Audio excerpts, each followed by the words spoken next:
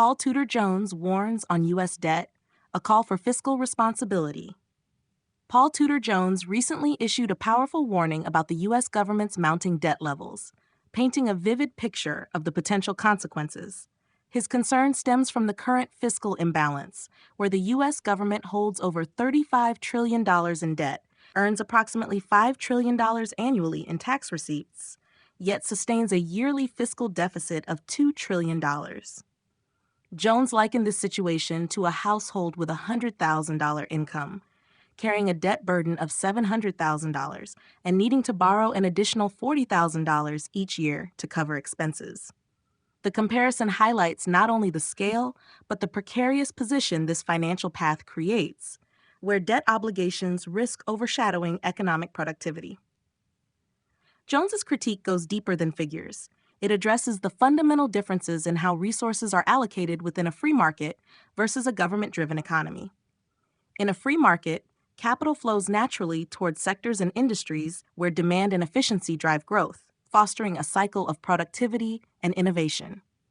Here, market incentives align with competitive forces, encouraging business to deploy resources in ways that yield the highest returns while meeting consumer needs. Over time, this mechanism, often guided by Adam Smith's invisible hand, favors more efficient uses of resources, creating jobs and driving sustainable growth. This content is brought to you by Bobby Gigs. Promote your brand here and reach a wide audience across platforms like YouTube, Instagram, and Facebook. Follow the links in the description to get started. In contrast, government-driven allocation often prioritizes social stability, economic intervention, and sometimes political considerations. While these goals have merit, government spending can lead to inefficiencies by channeling resources to areas that may not yield proportional economic returns. Subsidies, social programs, and bailout initiatives, for instance, are aimed at stabilizing the economy or assisting vulnerable populations. But these interventions can sometimes result in dependency rather than productivity. Over time, sustained government spending patterns may contribute to budget imbalances, as illustrated by the current $2 trillion deficit, leading to further reliance on debt financing. The effects of government overreach in resource allocation are compounded by the pressures of debt servicing. As debt accumulates, the cost of interest payments increases, which can force governments to divert funds away from essential public services and investments in infrastructure, education, and healthcare. In extreme cases, it may lead to crowding out private investment, stifling the very market forces that drive economic resilience. This risk is particularly relevant as interest rates fluctuate. In a rising rate environment, debt servicing becomes even more costly, potentially triggering a debt spiral.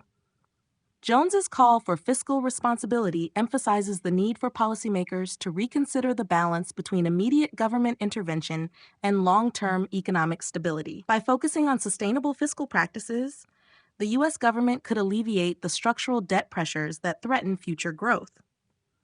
A strategy to rein in debt growth might include stricter budget management, targeted cuts to inefficient programs, and incentivizing market-driven solutions to social and economic challenges.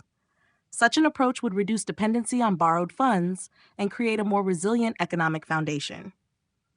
In essence, Paul Tudor Jones's warning underscores a pressing question for policymakers. Should resources be allocated according to market-driven efficiency or through government intervention aimed at social stability? Striking a balance between the two may be critical for the economic future of the U.S., ensuring that fiscal responsibility aligns with the country's long-term prosperity.